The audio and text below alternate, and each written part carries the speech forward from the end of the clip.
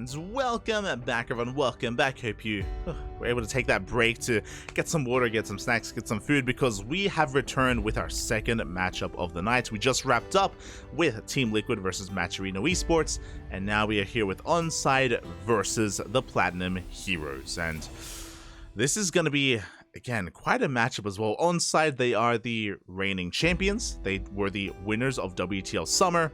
And they have yet to drop a series. We'll see if that continues to be the trend here as we get ready for our first matchup. Now, if you're in the chat, predictions are about to be open.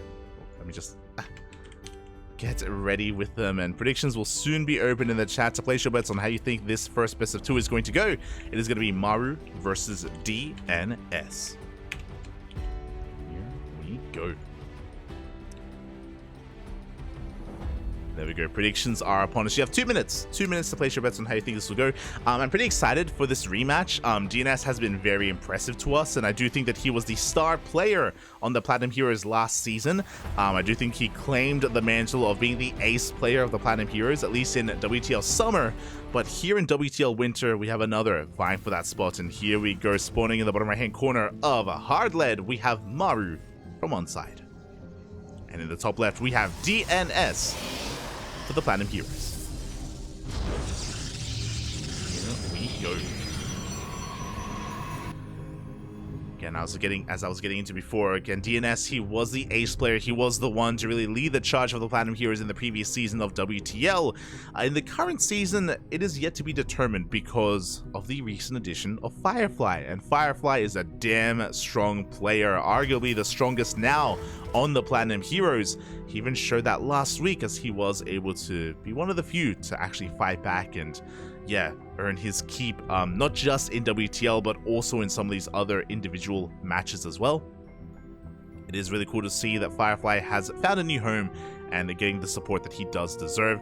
There was an interview, I think a couple of months ago, regarding the Starving Camels, and they were talking about how they were happy and they were more than supportive of Firefly finding another team, just because the players on the Starving Camels, again, they're kind of more like a team of friends sort of thing. Like, they aren't necessarily salaried, or they don't really earn too much together. So for a player to kind of leave the nest and to find support somewhere else is always something that they champion. So yeah, no hard feelings amongst the old and new Starving Camels. More than supportive. As we are just getting into our first best of two. And oh boy, here we go. Maru already going to be rocking up here with this bunker on the low ground.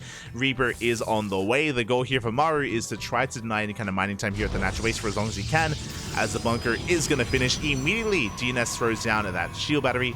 Stalker is on the way, and he does have the tools he needs to defend. It does come down to the control, to the micro of both players.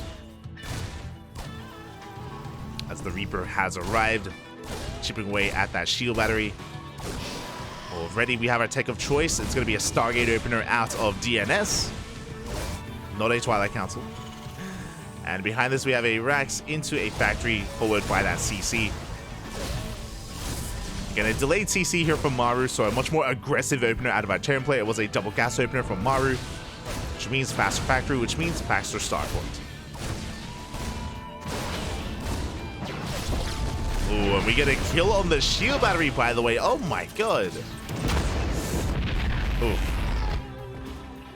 Duke managed to get a kill on that SCV, but the shield battery snipe was actually quite nice here from Maru. Very impressive that he was able to pull that off with only a single Reaper. Now we can rotate around. He's looking for some scouting information. Again, Maru, he actually doesn't yet know if it's a Twilight Council, a robot, or a Stargate. Maru is still in the dark, and he does just dive into the main base, and he gets confirmation. He sees the Phoenix moving out. So again, a good scout here from Maru. He's fully aware of what DNS is up to. And now he's getting ready for said Phoenixes. I'm loving the spread of these Widow Mines. Hoping to catch hoping to catch a Phoenix, and he will. Now, Phoenix will not get one shot by a Widow Mine, but the Marines, they could try to hunt it down. He's going for it. Up! He wants it. Oh my god, and he barely won't get it. 2 HP. 2 HP. Phoenix barely does escape. Thankfully, DNS doesn't lose anything, but bearing in mind that, of course, Protoss units do not regenerate their HP, So that is a very frail Phoenix. It's held together by duct tape. Just a sneeze or a slight breeze will knock it down. So DNS does have to be very careful with his units. Has to babysit his Phoenixes. As Maru's getting ready for his move out. He has his medevac. He's getting tanks ready. He will be moving out with said tanks in a couple of moments. Now this move out is going to be with vanilla Marines, but the Marines are really there to just soak damage and protect these tanks. The tanks are the real damage dealers here. As we're waiting for the second tank. As the army moves out, the Phoenixes are moving in. Yo, can they come across the medevac? Well, they barely do not. We catch a Phoenix as well. A full HP Phoenix at that, so a good pick off here from Maru. As the tanks do manage to get across the map, they avoid the Phoenixes for now. As we are going into Phoenix Colossus. Shield batteries on the way, the tanks are dropped. Both tanks will survive. Liberators in position, the Marines do make it in as well. A bit of an awkward position for that Liberator, as the Liberator will go down. But we get some big tank volleys going off.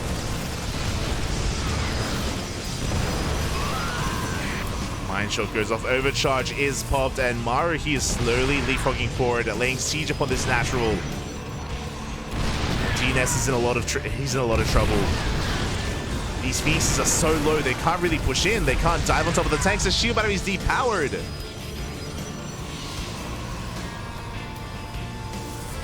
Again, time is working on DNS's side. He's getting a couple more warpins. We have a disruptor on the way. But the robo is about to be depowered as well. Oh, a big loss. The Phoenixes, they come in from behind.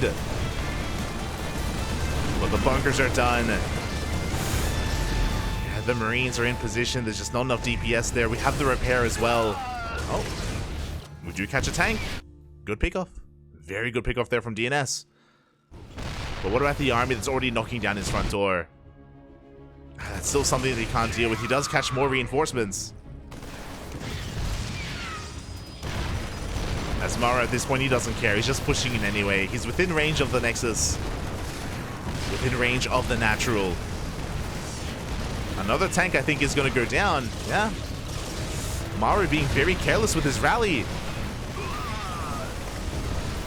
But there's probably a reason for that, as the first tank does go down. The bunkers are within range.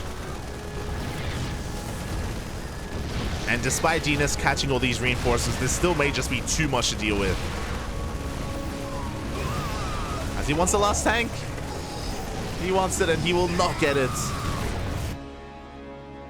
Is he gonna catch another one? Oh my god. Maru, he's just been donating units here, and yeah, he's gonna lose another tank as well. Ay, ay, ay. What is that, the third rally tank? Jesus. I mean, in the end, he still has more than enough to break this position. Phoenixes go down, the Nexus as well. There is one disruptor on the way, but GG gets called. And Maru leveraged here to try to snipe a win. And here we go in the top right-hand corner. We have for ONSYDE Gaming, Maru. And in the bottom left, we have for the Platinum Heroes, DNS.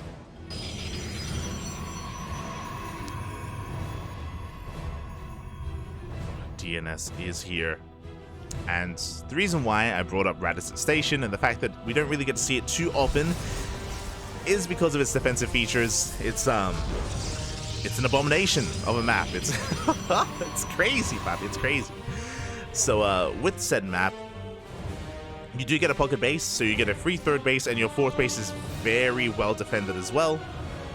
It is a very good setup here for 4-base economy, even a 5-base economy as well. And it is very difficult typically to try to break your opponent, but here we go for a CC first. Let's go. Let us go, as Maru, he's taking full advantage of this map as well. We spoke about it earlier. Because this map is so defensive, you can cut a lot of corners, and even Maru is doing so, going for a command center first. Let's go. Why showing his Z bias a little? Vindicta's a Terran player, and he rated this a 1 out of 10. Get out of here with your Zerg bias. Even Vindicta rated this 1 out of 10 when he was judging for TLMC. Shaking my head, shaking my head. To be fair, I think it may have been 1 out of 5. To be fair, it may not have been out of 10. but he did give it a 1. Oh, God. So, yeah, there is a lot. There is a lot that goes into this map, and behind this, Maru here is going for additional Raxes, all scouted, all spotted by DNS. He is fully aware. And we'll see if DNS can try to punish the greed here of Maru. He's going for a Zealot first. Is going to be zooming across the map to try to delay or try to wreak some havoc here in the natural base. Followed by that Adept. Behind this, we are setting up for a 3 racks. I imagine it's going to be the beginning of a 3 racks.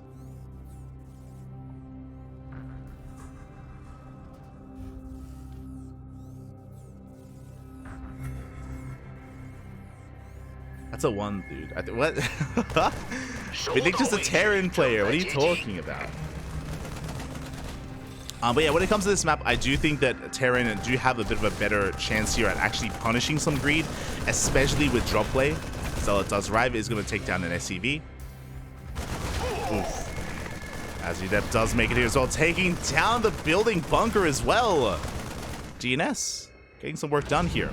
But yes, for those wondering, when it comes to the features of this map, there is actually no Reaper Cliff that goes into the natural outside of the initial ramp, so scouting on this map is very difficult for Terran as well. Adept does make it into the main base, is going to get a couple more SCVs actually, or going to attempt to. So far, good control out of Maru, preserving those workers up, keeping his SCVs alive. But there's no Reaper coming in towards that natural base, so again, scouting does become quite difficult. We were talking about drop play earlier, and again, that is very much so on the table for Maru to try to punish DNS if he is a little bit too greedy. That's behind this. Oh, it is going to be a Robotics Bay behind that Robo. So yeah, Robo-based opener here out of DNS. Very interesting. As opposed to your typical Twilight Council or Stargate.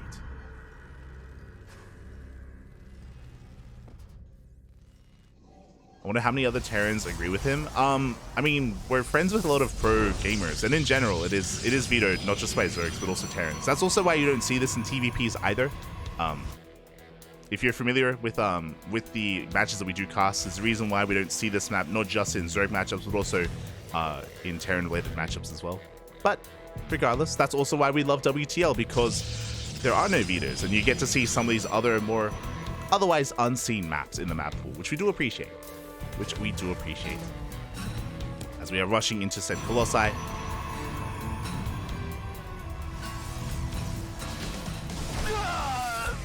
Again, trying to get a scout off of what is going on.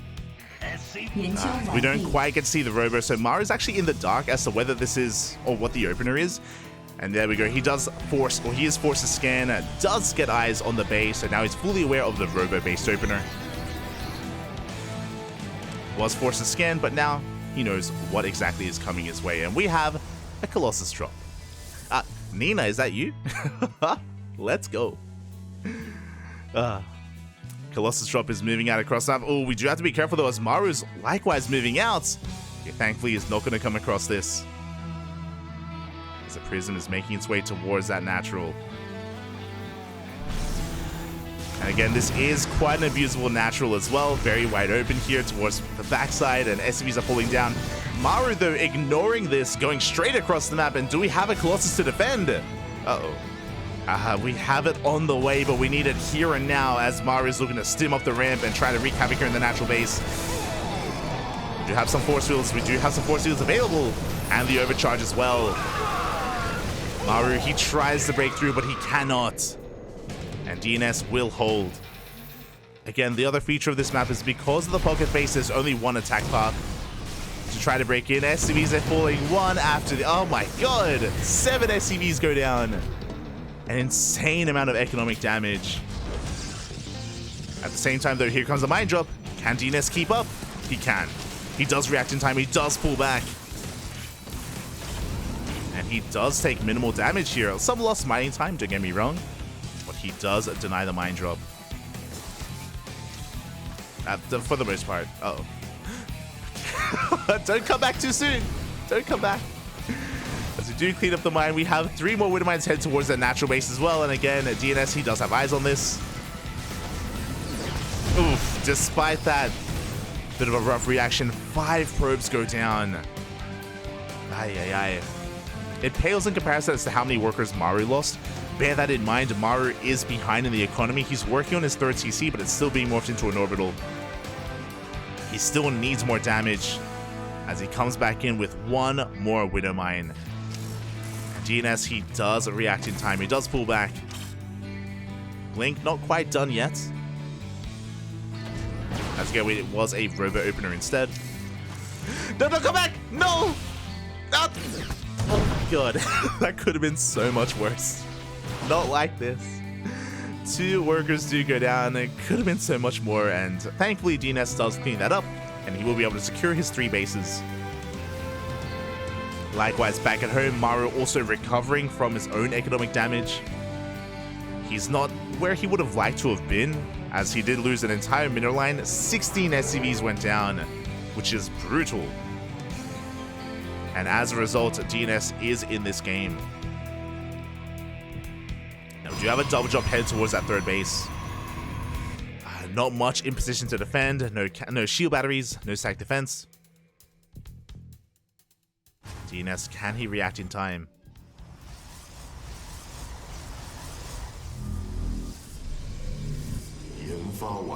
Here we go. We do go for the drop into the natural base again. Not much here in position. We're going to be able to deny some mining time. 3 workers go down for the extendable damage, and the drop will escape. Again, this is something that we have seen on Radisson Station. Between these bases, Protoss do need to throw down shield batteries here in preparation for drop play, especially against a Terran player. Just because you do have little time to react if you do not have control of, or vision even, out on the map either. As Maru is doing the best he can to try to hinder the economy and again even things up. Dark Shrine on the way, charge as well. Likewise, we have 2 Liberators on the map, 1 on the left and 1 on the right hand side. Blink is done, so DNS is going to have an easier time keeping up. Oh, the Observer does spot the move out. He's aware. But we have essentially a tri-pronged attack coming in. We have the main army through the center and the Liberators towards those fringe bases. And there we go, Liberator in the main and a Liberator at the 3rd base. Oof. Very little mining going on at the same time. Maru focusing on his main push. Stalkers are trying to keep up. I'm worried that DNS is maybe overextending here. Chasing back the army. He does get 1 medevac. Maru, does he have enough to collapse on this Colossus army? We haven't seen what the armies look like. The armies are clashing. And it looks like Maru's getting caught out in the center of the map. Yeah, the Colossus, they just go ham on that army. We're focusing on the drop, but again, the armies, they just engaged. Maru, I think he did lose a big chunk of his bio army to those Colossi. Meanwhile, the Liberator still going ham in the main base. Finally gets cleaned up. As DNS is able to push out. And again, because of the base layout here, DNS, his 3rd base just wasn't really threatened too much at all. Maru couldn't do it, or he couldn't really do much economic damage. So we get a couple of probes here and there with those Liberators. But the base stands strong. DNS is getting his 4th base on the way. There is a drop moving out towards that 4th. Triple drop even. Oh, DNS doesn't have control of the Zelnaga. He doesn't see. He doesn't know. Now he does. The Prism goes down. DNS actually rotating around here. He's respecting that drop quite a lot. As this 4th base is looking very exposed.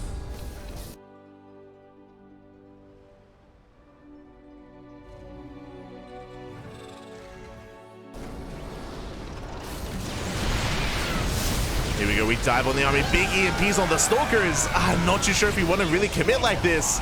But the tanks are exposed. The bio army is not here. And May, DNS, can he barely break through? That 1 tank does get focused down. But so do the Colossus. And DNS will lose everything. This was not the fight to take. And with that, the Colossus count gets reset. No disruptors behind this. We only have 1 robo. We don't have double robo production. So DNS, he doesn't have the production to sustain these losses. He has a good economy, but he doesn't have, like, I mean, look at his gas. He has 1.5k gas. That is a mistake from DNS to not have a second robo, to not spend his gas. And with this, Maru, he may just snowball out of control with this counterattack. He was doing so well. DNS, he was doing so well in this game. He was keeping up. But here we go, Maru with this counterattack. He's running into just purely a gateway army. One Colossus comes out. Is one Colossus going to be enough? We have a gold base trying to be snuck out here for DNS. I appreciate the effort of trying to go for this hidden base. So far, unscouted. So far. Maru's going to back up, but you can see now Maru has a 4th base up and running. Remember, it was merely a couple of minutes ago where DNS was containing Maru to 3 bases, where DNS was amassing an army. And now, Maru gets a 4th. He gets a 4th going. He races at the Colossus cannon. He's got ghosts out. He's making 3 Vikings at a time. The lead, the advantages that DNS once had isn't quite there anymore. He's trying to engage with almost a mass zealot army. Now we have the second robo on the way. Boys are being, oh my god. It's like the boys being fooled.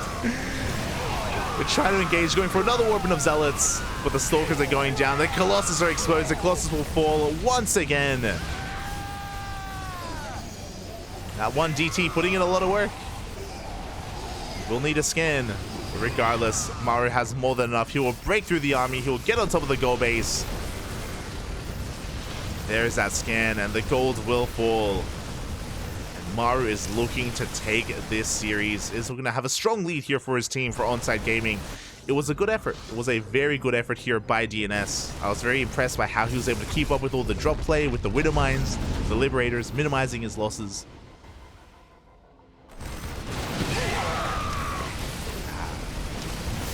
Is not going to be enough. Up.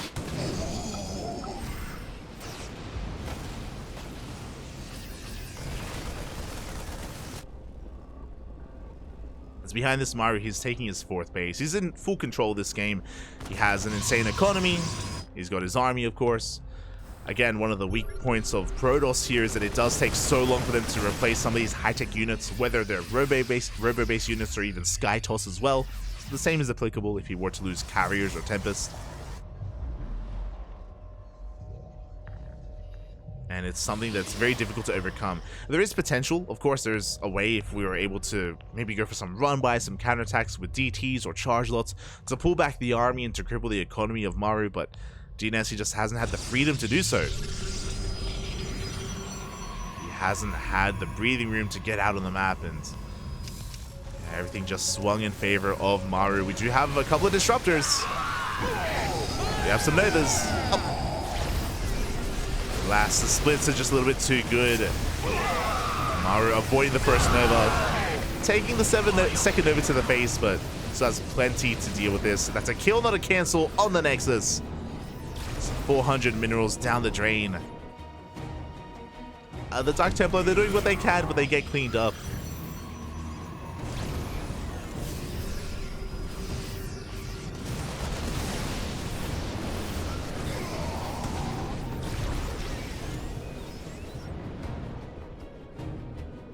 DNS, he's just fighting here for this 5th. He needs it desperately. Doesn't just need it. He needs a lot of things, to be fair. Does need a lot. As the Liberator has arrived once again, this base is going to be denied. This time cancelled, thankfully. Decent Novas are going to be connecting. Not too bad. Oh my god. Some massive Novas go off. Shutting down a lot of those Marauders. Maru, he has to back off. He has to consolidate his forces, consolidate his army, bring everything together. Yeah, the disruptor count's gotten quite high. We have been able to preserve them. But Maru is about to max out once again. Oof, and we're going for a Doom Drop straight for the natural. Liberators on the way as well to cut off the ramp. To make it nigh impossible to engage. The Freedom Zones, they have arrived. The Freedom.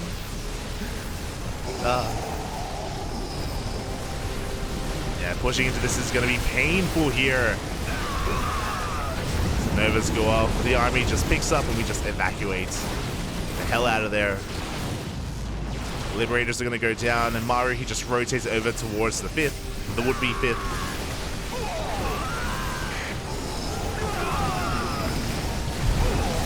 Novas once again will be connecting, but GG gets called, and Maru will take the series 2-0. Again, claiming a solid lead here for ONSYDE Gaming. For ONSYDE. GG, well played.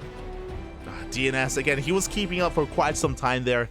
I would say that in Game 2, again, it wasn't completely one-sided, or again, he was able to hold his own for some time.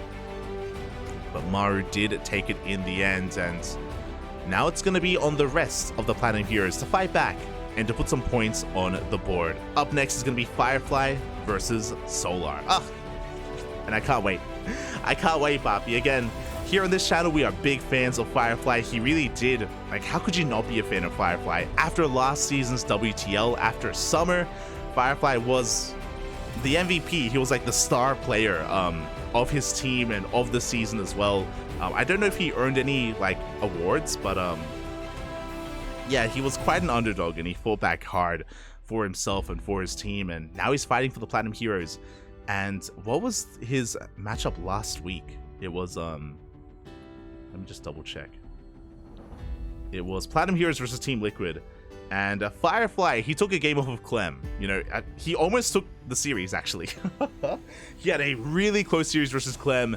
He almost won 2-0. So again, it goes to show, like, the prowess of Firefly. And Art has been a lot more active in recent months, playing in a lot more online events, playing in a lot of the regional events, and even here in WTL. Is this his debut? Has Art played in WTL before? I'm actually not entirely certain. I think it's his first time this season. Let me just double check. Platinum Heroes. It is his first time this season. I'm not certain whether he played in previous editions of WTL, but yeah, it's always a treat. Always a treat to see more of Art. Big fan.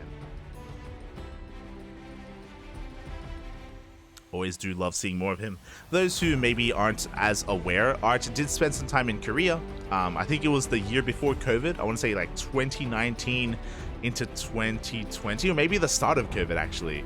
I feel like 2020 was a big year for Art, and all eyes were on Art for being like the next up-and-coming Protoss player in Europe. Like, he was getting a lot of really good results. He was getting a lot of really good practice in Korea as well. I think he was in Korea for studies, like for educational purposes. And he did eventually return to Poland as well.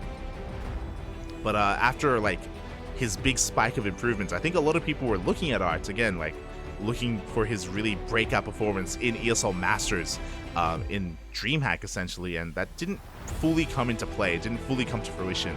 He barely wasn't able to quite do it, and yeah, then he kind of faded away a little bit more, and now he's back.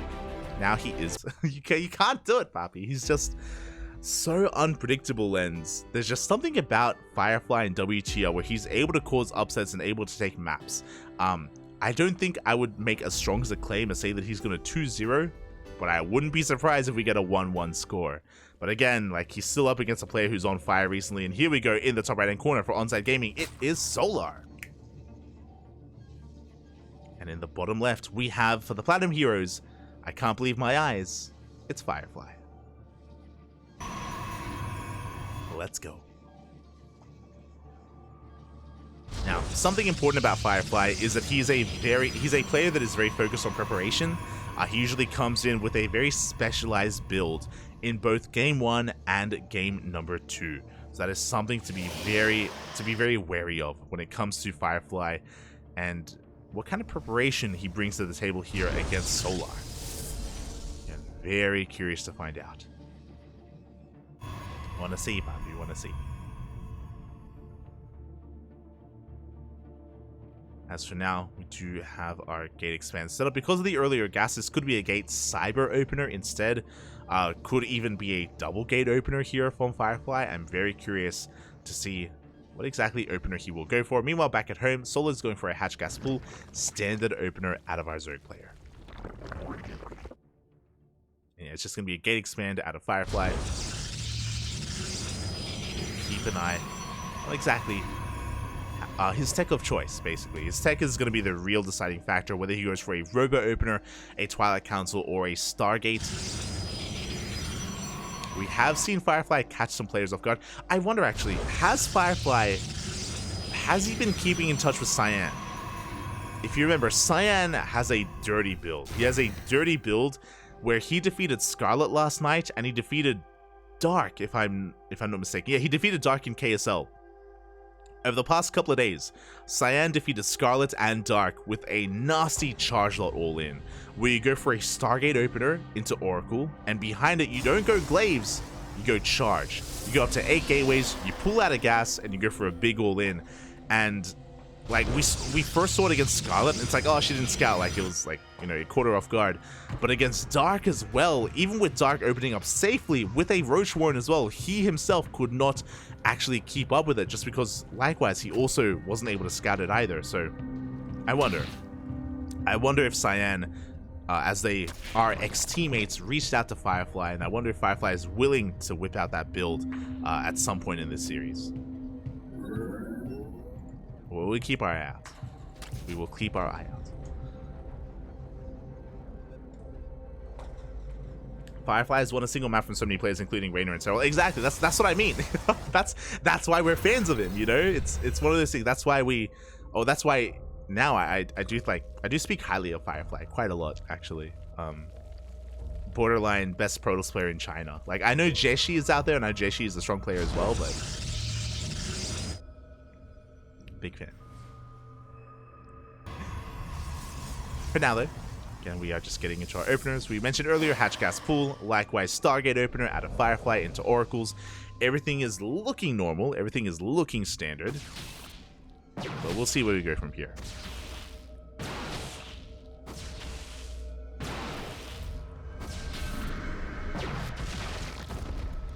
As the Overlord is going to go down. Supply blocking Solar for a moment. Thankfully, he has additional Overlords on the way. Third base is being taken. But from here, do we get a Twilight Council and a Forge? Do we get a Robo instead, or a Twilight Council on its own? This follow-up tech is going to be the next big tell for Firefly. Also, it's an interesting base location here from Firefly as well, as he goes for the linear third base instead of the triangular third, so he won't be expanding over on the right-hand side. Ooh, it's a Robo before Twilight Council. Let's go. Queen is going to go down. Second Queen going to be focused down as well. We don't go for the drones, we go for the Queens. Can he get it?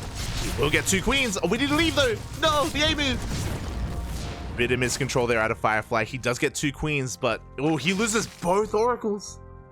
Oh, that is an unfortunate start for Firefly. Again, a bit of miscontrol. He started off well, killing both Queens, but he did stick around a little bit too long towards the end there. Did lose both Oracles, and that is not worth it. That is a rough start for Firefly. At the same time, the third Oracle comes in, gets 2 drones, and gets out of there. And behind this, there is a Twilight Council on the way alongside that Robo. I think I saw a Forge as well. So this is looking pretty standard. Yep, there's +1 on the way, and it should be either Charge or Blink. Firefly is playing standard. This shouldn't lead into that Charge all-in that we were talking about earlier. We're not really catching wind of that. As Adepts do shade into the natural, and Solar is out of position. Solar not quite ready for this. He does get caught off guard. 2 workers go down, so lost mining time. We shade in towards the main base as well. Oof. Third Oracle goes down. Firefly once again getting a little bit too wasteful here. Once again, going to be losing everything. And I don't mind the Adept trade. I do mind the Oracles, though. As the Oracles are cleaned up. With that, he has very limited scouting information. With that, he has very limited just map control as well. As the Lings are pushing out. Can't quite touch the third base, but they do catch a couple of transferring workers. They do catch some probes. And behind this, we have Charge, a Dark Shrine on the way as well, and a big Gateway Explosion. I believe that is 8 gates in total for Firefly. So he has quite a production going on at the moment. But he's taking a 4th phase. He's going for a longer game. I would love to see a second Robo soon for double Immortal and soon double Disruptor. Sorry, double Colossus production. But Solar, he has full map control. He's run up to 69. Nice. He has full 3-base saturation. And from this point, Solar, he can just amass Ling Roach and look to just engulf the Protoss army and snowball out of control.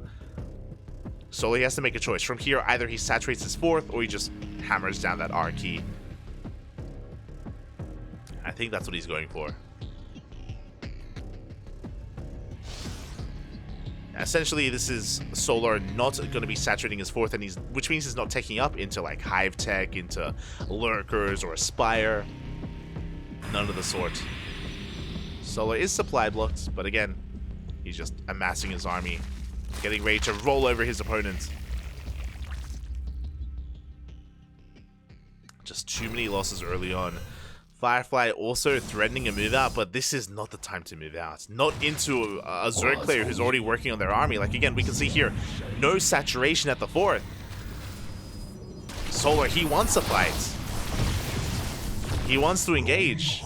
And Firefly would know that if he had the Oracles. And here we go, here comes Solar. Coming in first round, trying to engulf this army. Good force fields. Good force fields as we're able to slice up these roaches, and we trade well. A good start to the fight for Firefly, catching even more roaches. But he is running out of energy, he's running out of force fields. And Solar, he wants to push in. But again, that was a really good start to the fight for Firefly. He traded as best he could. Once again, more force fields thrown down. And Solar, he's kind of struggling here. These Immortals putting in a lot of work. Oh my god. The force fields have been insane. 35 roaches have gone down. Not a single Archon, not a single Immortal. Very efficient trade for Firefly. And now Solar, he backs up and he's droning. Solar recognizes he cannot kill Firefly. He has to drone instead. He drones up to 75. This should mean that Solar is going to be working towards an Infestation Pit. Or even a Hydroden. We'll see if he does divert his attention elsewhere, if he just decides to keep on making nothing but roaches.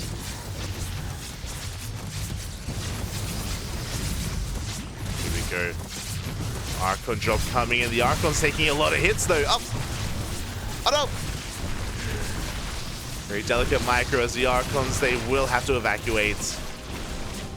Solar forced to respond. He is still focusing on his push. He only droned up to 75. Solar has now maxed out. Another prism. The Archons will go down, and that was quite a hefty loss there for Firefly. And this ramp is that much wider. Force fields are decent, but we need that many more force fields to really cut up this ramp. Cut off these roaches. Once again, an efficient trade. Good use of the high ground from Firefly. But the Immortals are exposed and we don't have the War Prism. We don't have the War Prism. We cannot juggle. We cannot save them. One Immortal goes down. Overcharge will barely keep this alive though. As Firefly does attempt to engage, we have a reinforcing Immortal coming in from behind. And Firefly, he holds once again. Again, he can't push too far out. He has to make use of these ramps. Blink is on the way. +3 attack as well for the Protoss. And Solar, he still refuses to tech. He refuses to tech up. Still heavily reliant here on Roach Ravager. Observer does arrive. So far, Firefly keeping up with the movement of his opponent. DT getting eyes on the would-be goal base. Solar's pushing in once again. What is this, round 3? Here we go. And he does find himself up the ramp. Yeah, he doesn't make it up, but there are so many Immortals though. Decent dodges, but the Biles, they do connect. They take down some of the sentries. But the force fields are still looking damn good. Likewise, so do those Biles. And in the midst of all that, 6 sentries went down. 1 sentry left. Without force fields, can we really defend as we go for a massive warping across the map? Zealots and DTs. Forcing Solar to turn back around, giving Firefly the breathing room he needs. And I still feel like he needs more sentries. Like, let's be real. What's been winning Firefly these games, these fights, has been the force fields. And now we have none. But the roaches are getting surrounded. The gold base is under threat. GG gets called. It's just too much. The warping across the map did too much damage. And Firefly takes game number 1. GG. Let's go. Bappy, the force field king. He was down, mate. He was down, what, 50, 60 supply for so long there. And Solar, he just kept forcing the fight, forcing the issue, trying to push up that ramp. And the force fields were the MVPs. Firefly able to defend with the bare minimum. And Solar refused to tech. I mentioned it a couple of times that game. He refused to saturate his fourth. He refused to take more gases. He refused to go up into an infestation pit. Solar wanted to end the game with a Lair Tech army. That was the goal there. Like, I don't want to say that Solar didn't know what he was doing. He did. His goal there, his aim in that game was to overwhelm and kill Firefly. But he just couldn't. Again, the positioning was too good from Firefly, the control as well. Very impressive that Firefly was able to survive, and the longer the game went on, the better it became for Firefly. As Solar, he had no transition, he had no next step, no next stage for how he was playing, other than expanding and just keeping the pressure up. It's basically very all-in play out of Solar, very committed. And it didn't work out, did not work out in the end. GG gets called and Firefly puts a point on the board. Very well done. And this is why I never bet against Firefly. I know there are people that are watching that maybe didn't watch last season. So if you didn't watch the summer season of WTL, you don't know about Firefly, but now you do. In the top right, we have Solar for ONSYDE Gaming, and in the top left, we have, now representing the Platinum Heroes, Firefly. So again, if you weren't aware of the kind of player that Firefly was, now you have a little bit more insight as to what he can bring to the table. And again, he is the underdog. He's the dark horse. He goes up against Cyril. He goes up against Raynor. He goes up against Maru and Clem. And people doubt him because he's up against one of the best in the world. And what are we doing here? Oh my god, the reads! Okay, we good. Okay, Solar, he backs up. I was like, is Solar going to try and take the gold? Firefly is there to stop it, but alas, the regular base has been taken from Solar instead. But again, like, Firefly, he's like the Kingslayer, you know? Like, doesn't matter how good you are, he can always take a game. At least one game. Now, a 2-0, that's gonna be a more impressive feat, you know? Firefly, he takes games off of Dark and Clem and Maru all the time. That's fine. That's, you know, whatever. But 2 games. We'll see. We'll see if he can pull it off here. As Solar, he has picked Equilibrium. Does make a lot of sense. This has become more of a Zerg pick in recent times because of the gold base. And we can see that Solar has opted not to take the gold as his natural.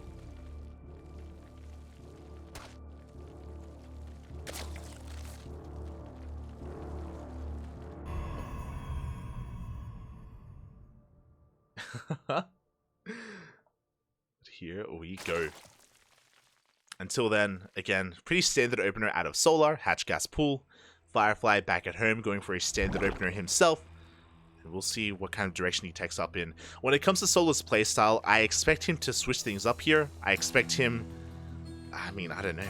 I was going to say that, you know, this time I'm sure he's going to be more flexible and more willing to tech up and drone up and take additional gases and take additional bases. But I don't know if I'm that confident in and actually maintaining that position. As we get into game number 2, a big shout out to Gemini. Thank you so much for the raid. Hope you had a great stream. I hope you had a good cast, assuming that you were... I'm not too sure if you were covering the All Things Protoss Team League, but if you were, hope you had a good time. Thank you so much for the raid. Big shout out and a lot of love to Gemini, of course, a massive member of the community. Without Gemini, Protoss players out there, they wouldn't know how to war. You know, it'd be impossible. Without Gemini, the information would not be out there. So, big shout out to Gemini. Big part of the Protoss community as well. Until then, it is going to be a Stargate opener out of Firefly. I still don't know how to smooch. Not like this, Papi, not like this. Look, Gemini, he gives you the tools. It's up to you to use them, okay? Okay, he's doing his best, Papi. Gemini, he's doing his best. Feels bad, man. Until then, the Adepts, they do shade into the main base. Oh my god, and the Lings are not quite in position. One drone does go down, but Solar should be able to shut this down. So Lings do come in to reinforce, and they do take down those Adepts. Meanwhile, it was a Phoenix first. It was a Phoenix first out of Firefly that is just to shut down these Overlords, just to deny vision. Back at home, Oracles are on the way, and the third base is being taken.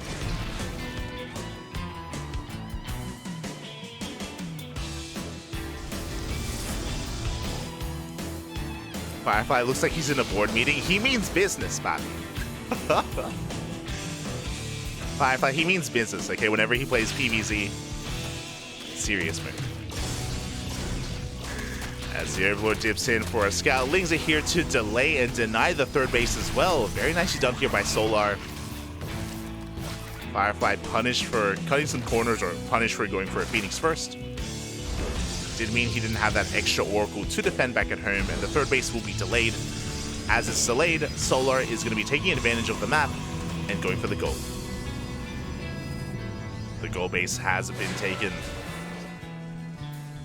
And Firefly has yet to attempt to punish it. For now, he's going to be moving out with these 4 Adepts. There are Lings, but we have Oracles to support, so the surround isn't quite there, isn't available for Solar. Behind this, Firefly going for a Robo and a Forge. I believe he skipped the Twilight Council for now, so this is looking like a more tech-heavy transition out of Firefly. Working towards +1, working towards Immortals. Oh, the Adepts are not back at home! And the third base may be denied once again.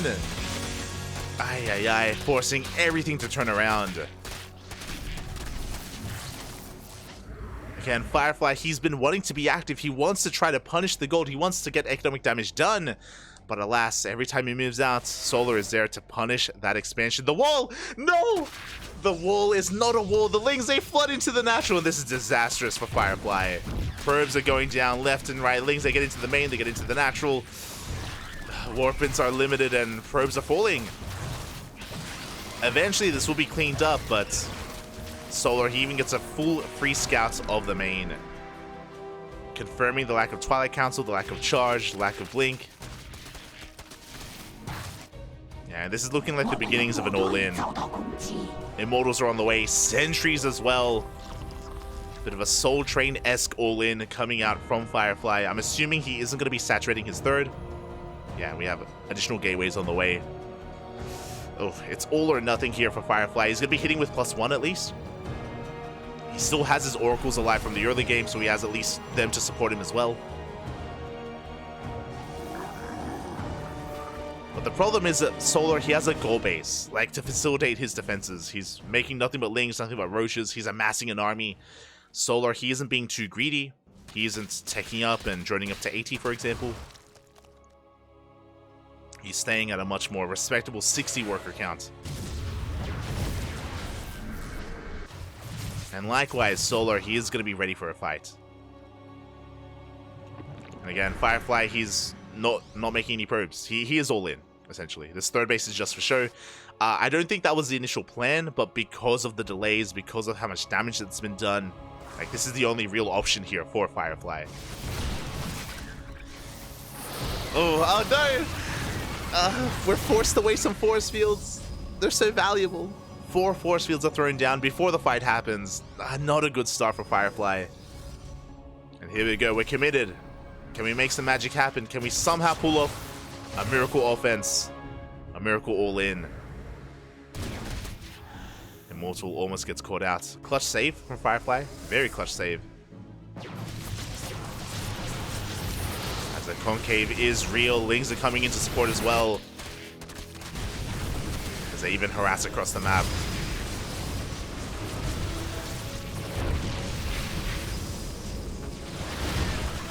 Oh my god, no, the prism! The prism is exposed and it's gonna go down to the biles.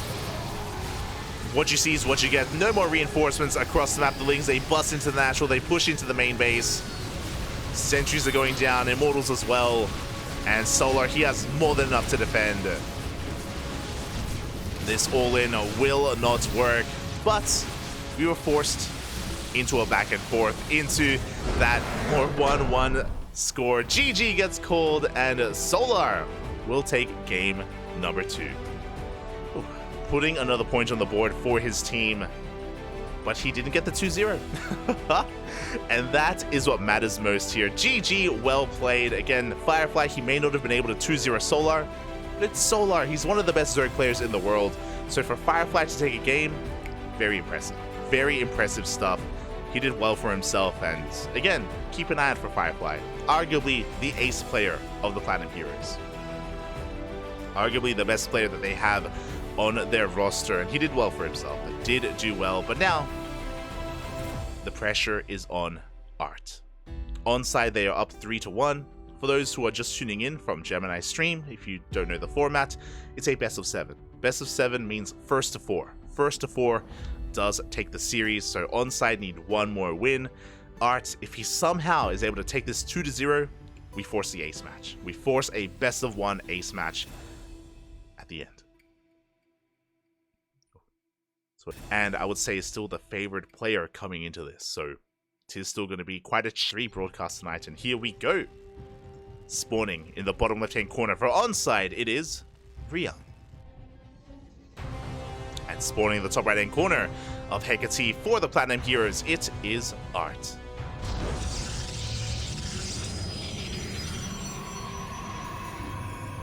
More StarCraft. We don't have time for it, Bob. We don't have time. Our schedule's so busy. I would love to cast more StarCraft, but again, we have other obligations. Feels bad, man. Feels bad. But if those wondering, StarCraft is a modded version of the game with extra races, and we were casting that before WTL. It was a lot of fun. It's a lot of fun to be introduced for the first time on the fly to some new races and new units, and it was a little bit overwhelming, but it was a lot of fun nonetheless. We were all learning together, man, all together. So we are getting into our openers, looking like a Rax Expand out of Ryung. Nothing too crazy. We are on Hecate, one of the more, I'll say, standard maps in the map pool. Yeah, 25 minutes of ladders. True, I did. I did do that, yes. 2 games. I got 2 games before I had to go cast. It did happen.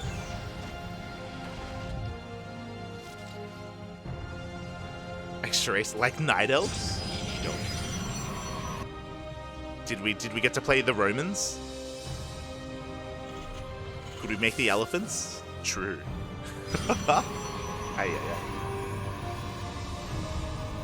Extra. These races were basically built from the ground up by the modding community.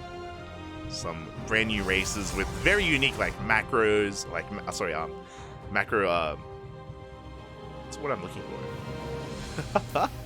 Different ways to macro, I should say, to sustain your economy, to create units, and yeah, it was really cool. Really cool to be exposed to that. Macro design, maybe that's what I was thinking of. As for now, again, it was a single gas opener, so a very economic here out of Ryung. It was a Rax Expand into a factory. Back at home, we have our tech of choice, and Art is going to be going for a Twilight Council, not a Stargate. Here we go. Oh, no Phoenix Colossus. Vamonos, papi, vamonos. Now, with this Twilight Council opener, it should be for Blink, and we'll see how many gateways get thrown down. Of course, we could be seeing a 2-gate opener into a 3rd base. Could be seeing something more aggressive like a 3-gate, or even more committed like a 4-gate.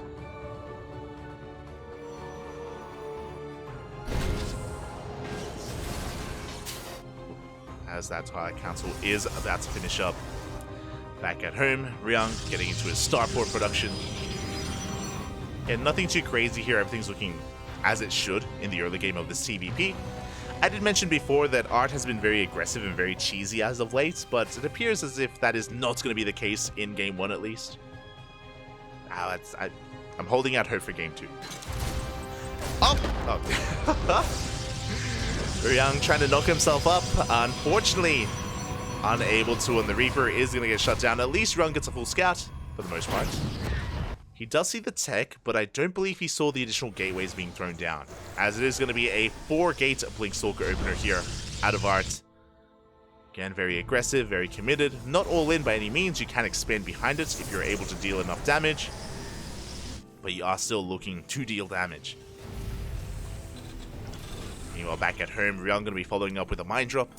I think his Reaper may have caught a glimpse of two of those gateways in the main, I think. Not entirely certain. But the Widow Mind Drop, of course, is going to be able to get a follow-up scout inside main base as well.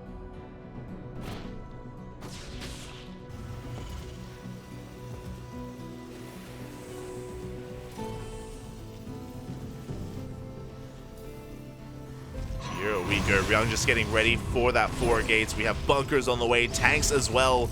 The Mind Drop comes in. And Art, he does react in time. 1 probe goes down to the natural. We have another Mind Drop into the main base. At the same time, the Blink Stalkers also dipping into the main as well. We do delay that bunker. We can go in, Papi. We can go in. Art. Ah. Oh my god. And there we go. We go for the warp in right into the main base. The Mind Drop not quite finding too much damage at all. We go straight for the tank. Tank is going to be going down. Bunker is not done. Oh, but we are losing a lot of Stalkers. We are losing a lot of Stalkers in the process. We only have 4 available. Art's not quite having the gas income for this either. Oof, as the Mind Drops return, we send another Mind Drop across the map. He's crazy. In the midst of all of this. And the tank volleys are just looking a little bit too good. The Mind Shots are going off across the map as well. Workers are falling.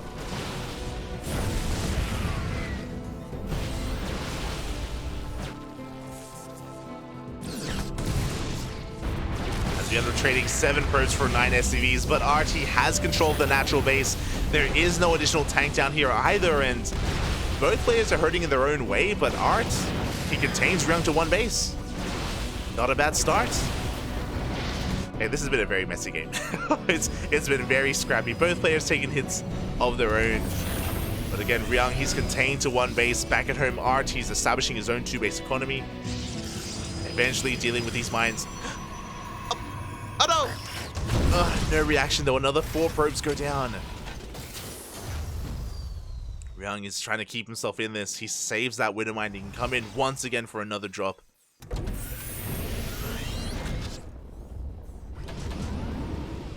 So Ryung is regaining control of his own natural.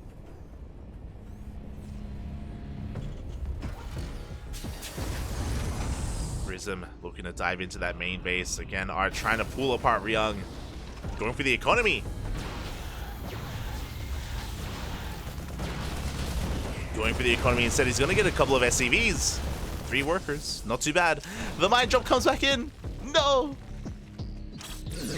Oh my god. It's like I'm watching two like brawlers just punch each other in the face. And there's no finesse to it. Like there's no bobbing, there's no weaving. They're just punching each other in the face over and over again. And I'm waiting for one of them to fall down. It's not happening. They just keep going, Papi. They just keep going. The humanity. Aye, aye, aye. As Ryung is down to 35 SCVs. Does that mean finally he does regain control of his natural? He can start mining again. As Ryung takes his natural, Art is taking his 3rd base back at home. Things are settling down. Things are settling down for the time being. Art's still not giving up though on his harassment. But the Prism does not make its way into the main base. Ryung is secure. But as he secures himself on 2 bases, Art, he's taking up even further into Charge, into Storm. And I want to give the edge to Art. I want to give the edge to him. He's up in bases, he's up in workers, he's soon to be up in tech. Ryung will be able to break free because Stim is about to finish. But he's not going for a 2-base all-in. We have a third CC on the way, so he is looking to expand.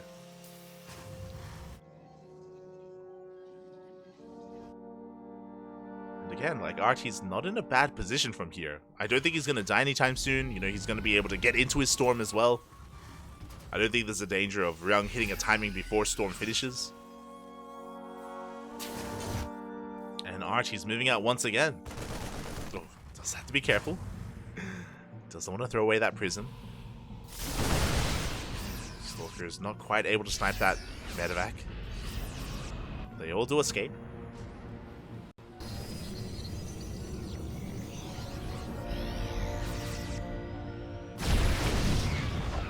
And here we go. A scan ahead of time, Ryung. He sees the saturation of the third base. He now realizes how far behind he is economically. I don't think he's aware of the storm. Not yet. So I'm worried here for him. Now, Ryung does have a large army. Don't get me wrong. Like, his army overall is, I would say, potentially more scarier than that of Art's, but the High Templar do complicate things. As Storm is done.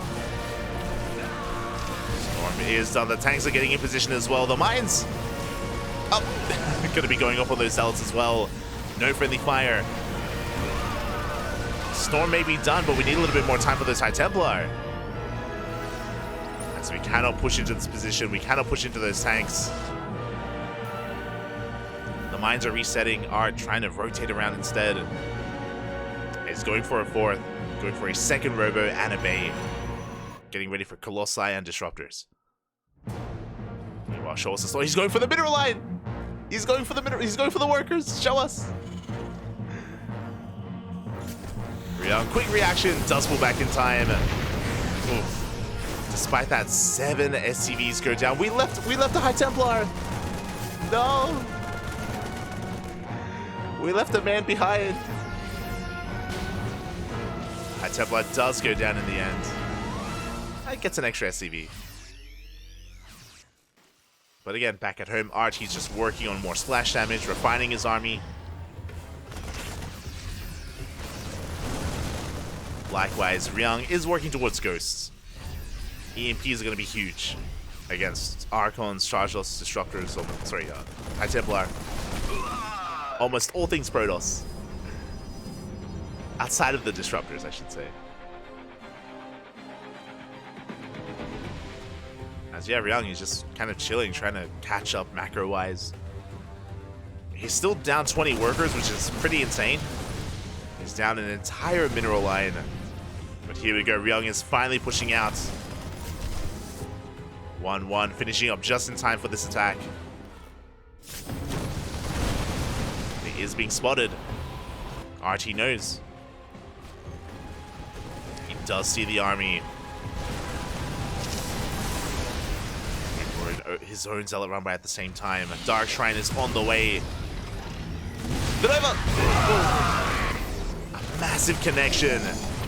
Nova goes off. We have Zealots at the third. Zealots in the natural. SCVs are falling left and right. And now Ryung, he is all in. He's down to 43 workers. And we've got to go. It's all or nothing here for Ryung. And to be fair, he has a hefty army. It's huge. Nova goes up. Does not connect with anything. And yeah, Art cannot save this base. He cannot save this Nexus. He's going to try to, though. He does force Ryung back. He does hold on to the Nexus. No shield battery. No overcharge. Yeah, yeah. It is going to go down. Oh. Did I speak too soon? The Storms! The Storms will not connect. Tanks are going ham on this army. Nova goes off. Takes down one of the tanks, but it looks like Ryung is snowballing out of control. He gets on top of the army. And he will clean everything up. The Nexus will finally go down. And everything else alongside it. Again, Ryung was completely all in, and he was able to break through. GG gets called. And Ryung will barely take game 1. GG, well played. I do think it was premature of Art to fight there. I don't think he had to save that base. I don't think he had to force a fight. He was so far ahead economically. Time was working on his side. He could back off, he could evacuate, expand elsewhere, and let Ryung come to him. Instead of fighting within range of the tanks and the Widow Mines as well, he fought on Ryung's terms, when I feel like he didn't have to in the end. So maybe a little bit over-eager by Art, maybe misjudging the situation a little bit, maybe not recognizing how far ahead reigning champions in WTL Summer. Here we go, we're now getting into game 2 and spawning in the bottom right hand corner of Side Delta. We have Ryung for ONSYDE. In the top left for the Platinum Heroes, we have Art.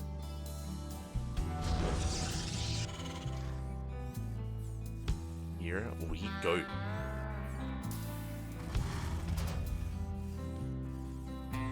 And even though Art may not be able to get this win to, again, further the series, he can still win this for himself as well. And game 1 was really chaotic. It was it was very chaotic. It was very back and forth. I want to believe that Art can force the 1-1, that he can take a map here against Ryung, but we'll see. We'll see if he can bring it all together.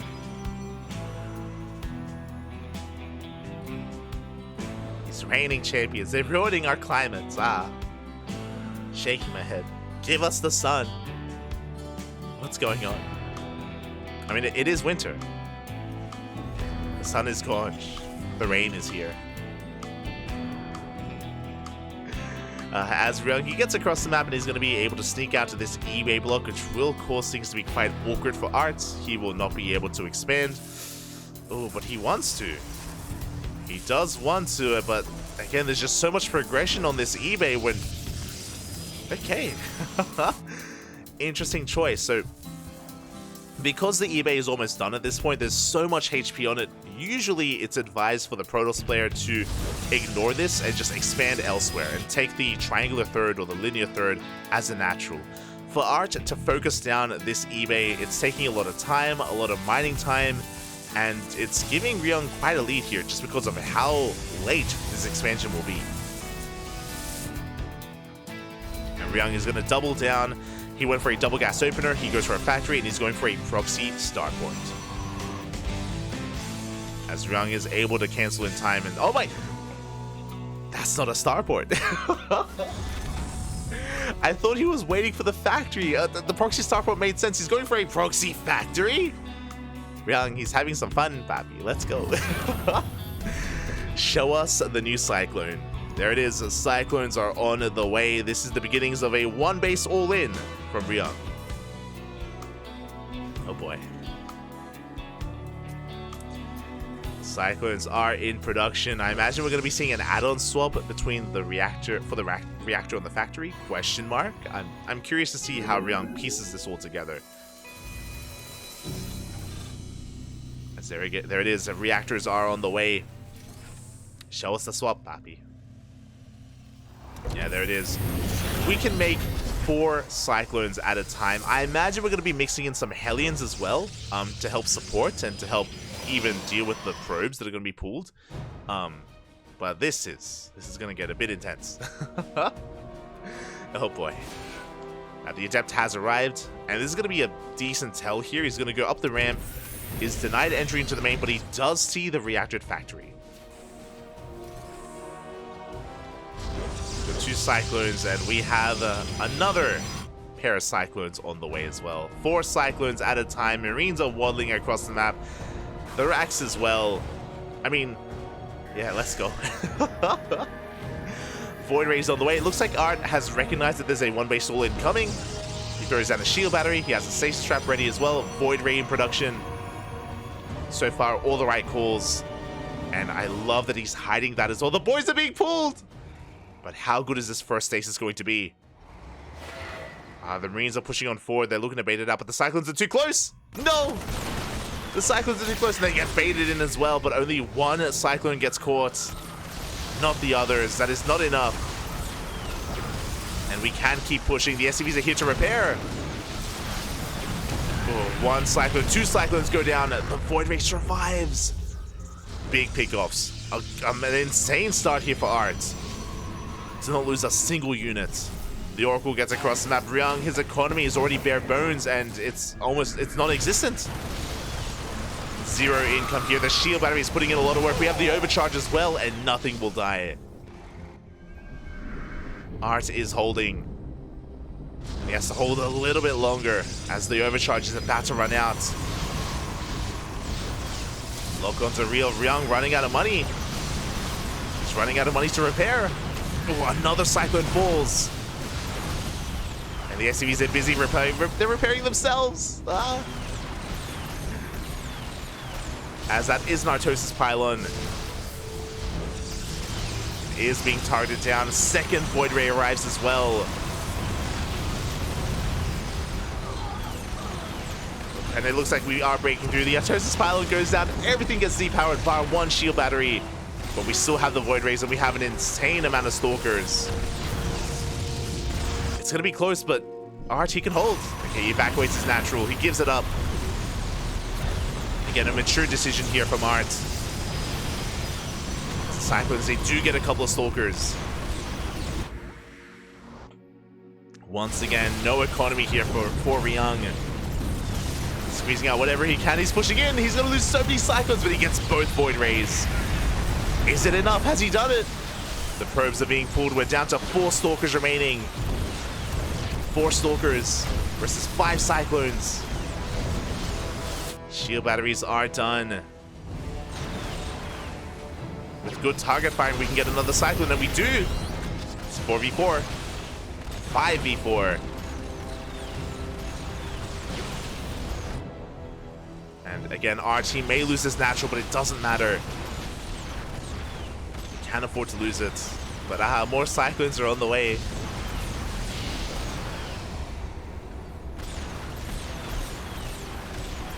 These lock-ons, they're brutal. So many Stalkers are going to go down. A bit of miscontrol there ahead of Art. He takes so much damage going down the ramp. Nexus goes down, and Ryung, he is down in workers, but he's making SCVs. He is making SCVs back at home.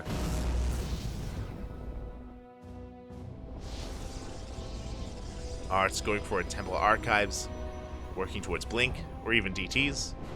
DTs wouldn't be too bad, actually, because there's only one orbital, to be fair. But the Cyclones, they're coming back home, and is Ryung going to try to macro out of this? He's crazy! Oh my god. Does a race back home. Trying to rebuild his economy from almost scratch, and Art is expanding. Alright, we're settling in. We are settling on in. As I guess the game will settle a little bit. I say a little bit because the Cyclone count is still really impressive. Without shield batteries at the natural, I don't think Art can defend. On top of that, he hasn't rebuilt any Void Rays either, so he has just very limited DPS available. I do think the biggest thing though is the lack of shield batteries. And Ryung, he's coming back in. That stasis trap though. Up. He sees, he knows. He baits out the stasis trap, and big lock-ons here on the Stalkers, and Ryung, he's snowballing out of control. Looks like he has done it. He has done enough here. The Stalker count just far too low here to deal with this. The lock-ons are insane. Oracle's doing what it can across the map. We force a cancel on this Nexus.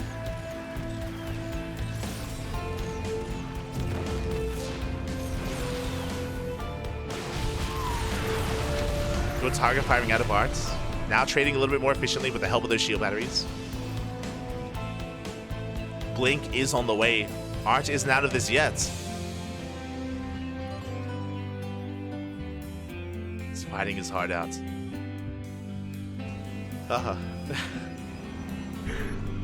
You can see Art stressed out a little bit on camps. But the lock-ons are just a little bit too good. Blink just still is not done, and GG gets called. It's just far too much, and Ryung, he pulls it off with the one base, double factory all-in. GG, well played. Initially, Art, he was holding, he was standing his ground at the natural, But Ryung, he did snowball a little bit too much out of control. There were a couple of moments for Art. If you remember, there were a couple of moments where it did feel like a bit of miscontrol. He did rally down to the natural, and he was bleeding out Stalkers a little bit needlessly. There were a couple of missteps here and there. I do think that Art was under a lot of pressure. Regardless, GG, well played. Congratulations to Ryung for taking the 2-0 in the end. But game 1 was very back and forth, was very close. I would say that Art even had a lead in game 1. Here in game 2, more of a clown fiesta, more of a GG, well played, and congratulations to Ryung. With that, that wraps up our broadcast for the night. Tomorrow is our final day of WTL for the week. It is let's go!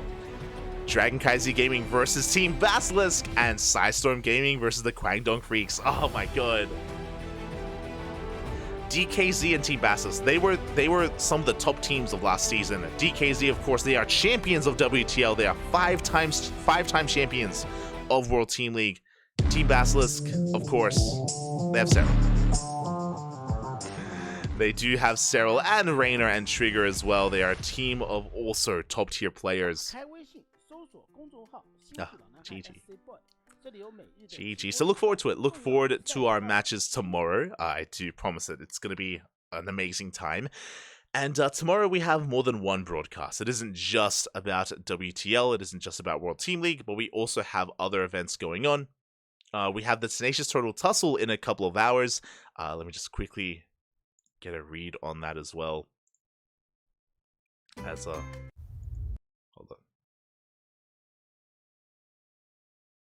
I do just try to...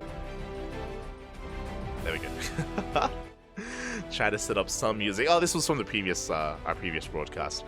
But yeah, in a couple of hours, we're going to be live with the Tenacious Turtle Tussle. That is our bi-weekly tournament. It is a region-locked event for the regions of Oceania, Asia, North America, and Latin America as well. So if you're interested in those regions, if you're interested in supporting some of these smaller regions that do need the support quite a lot, then consider checking us out in a couple of hours. Let me just quickly get confirmation. It is going to be in 9 hours and 10 minutes. So yeah, we have some time. I have some time to sleep. I can sleep for a couple of hours, and then we can just get into our broadcast as well. So I think Dave Tess is also going to be casting it. We typically do have 2 casters covering it and going through it. So yeah, if you're interested, in 9 hours, we're going to be live once again. There is another event that's about to start. The House LAN qualifier is going to start in an hour. And I would totally dive on that if I didn't spend the entire day casting already. So yeah, unfortunately, we won't be casting the qualifiers of the House LAN event, which is a Polish-only event, but we will be casting the main event. We'll be casting the event itself, just not the qualifiers, because they are in an hour, and